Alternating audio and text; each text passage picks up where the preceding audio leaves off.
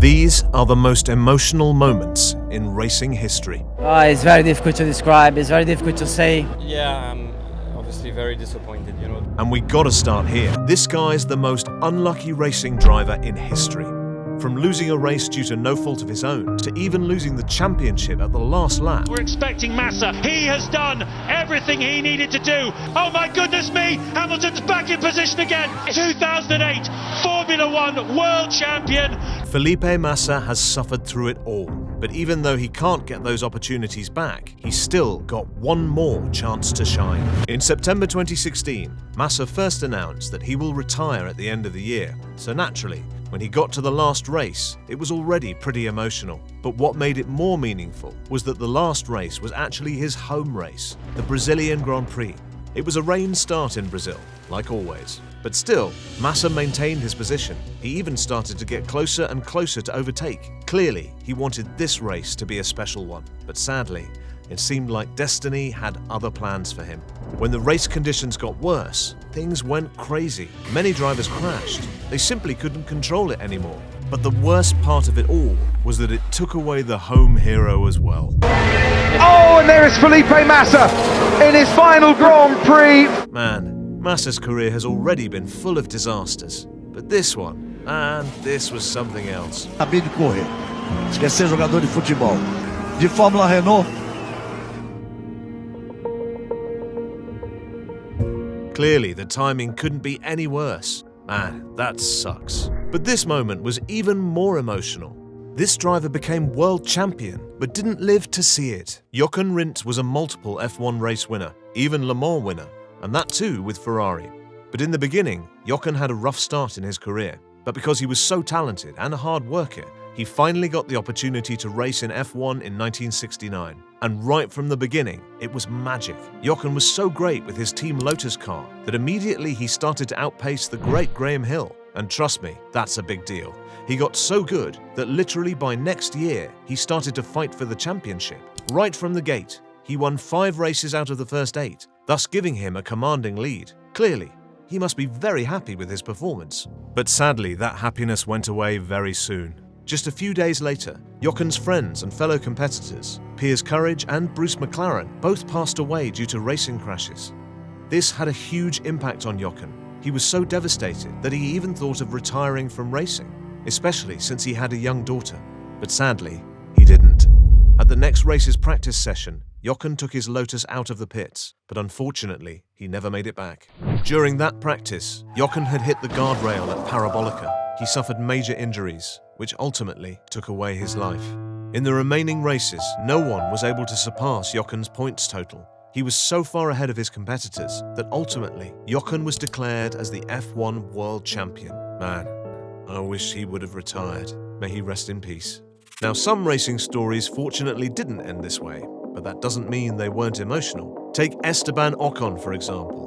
Sure, he's been in F1 for a while, but this driver has faced tough times in his career. Esteban Ocon isn't like the typical other drivers. His childhood was far different than his peers. Ocon's childhood was so tough, his family had to actually sell their house to keep his racing career alive. Sold the garage, sold the house. The house and the garage was the same place anyway. Esteban and family were literally living in a caravan for a few years, just to achieve the dream of driving in F1 and to win in F1.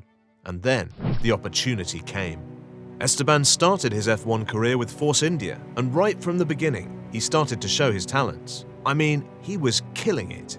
But you know, Formula One is a funny sport. The talent part is not enough to stay in F1. So when Force India was sold, the new owner, Lawrence Stroll, already had a driver in his mind, which I guess you know who. So clearly, this was a disadvantage for Esteban. Just like most other teams, everybody needed talent as well as financial backing. Somebody who can bring money as well to the team. And so, sadly, Ocon got dropped by Racing Point in 2018. But he still didn't give up. After 1 year staying off track with Mercedes as their reserve driver, Esteban came back to F1 with Renault, now also known as Alpine. The dream was very much the same, to win in F1.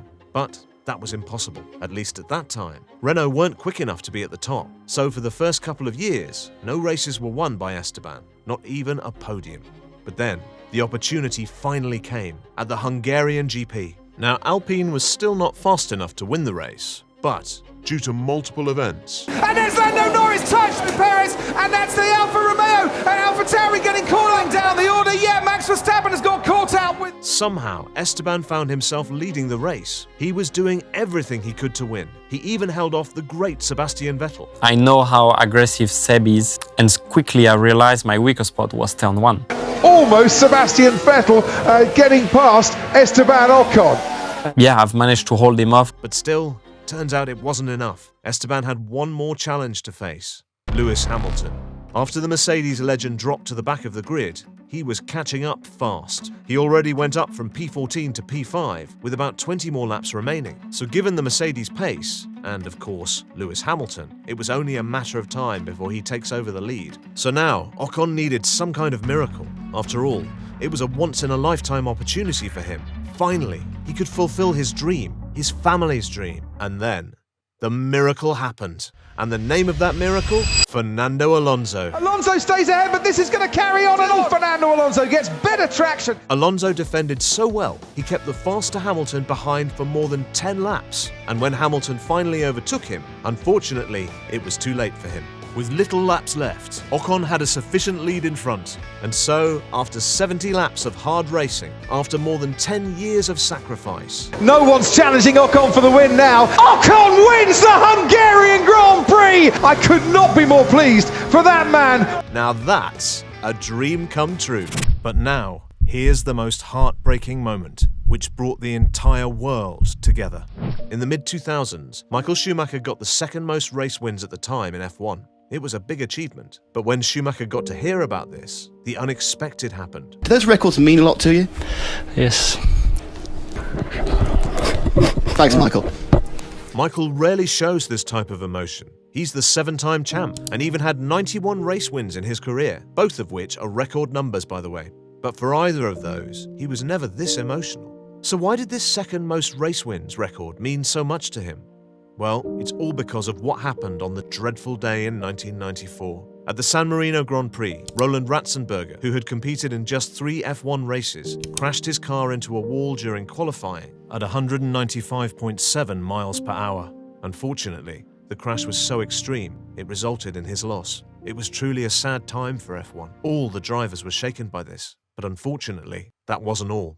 The next day, Ayrton Senna, one of the best F1 drivers in history, was racing, with Michael Schumacher behind him. Everything was going normally. Senna was racing well.